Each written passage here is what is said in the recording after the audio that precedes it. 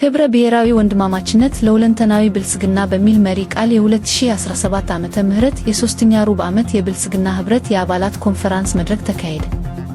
በስልጤ ዞን የጦራ ከተማ አስተዳደር ብልጽግና ፓርቲ ጽህፈት ቤት የ2017 በጀት ዓመት በሁሉም ቀበሌያቶች የብልጽግና ህብረት እና የኢንተርፕራይዝ ግንባር የብልጽግና ህብረት የሶስተኛ ሩብ ዓመት የአባላት ኮንፈረንስ መድረክ ህብረ ብሔራዊ ወንድማማችነት ለሁለንተናዊ ብልጽግና በሚል መሪ ቃል በደማቅ ሁኔታ ተካሂዷል።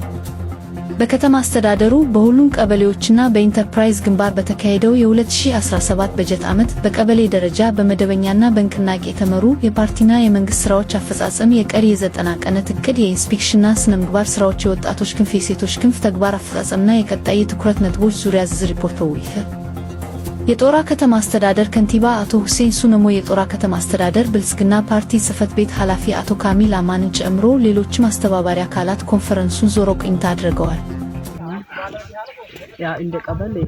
ሴቶች ማህበር ያው በማህበርነቱም ለምን ተቀናጀናን ያሽናን ያው እንደ ወደ ምንገባሌን ቢብሉ ያነይ ያው ስታራ ግዛፍ ማስተርታ ከበላም ባያማል የሆነ ይጨካ ያው በወደነይዝ ለምን ተጠቃሚ ብልጽግና ፓርቲ ያው እኮ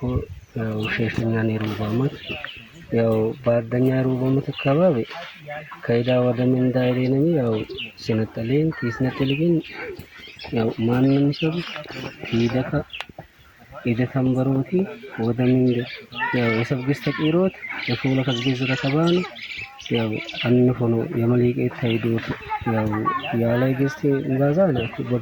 በግብርና በኩል የትሎዘ ያው ቃይ ማመጣው ላሙ ማመጣው ግን ላምቴን ያው ክትቀደ ይገዛና ላም የተቀለለ ይገዛይ ክትቀደ ገዛና ላም ያው አድሌትረን ቢያንስ ረክብናል ግን ቢጥታይ ፈየክ በቀላይ 10 ሊትር ልክባዳም ልከቦታ ቀጥለ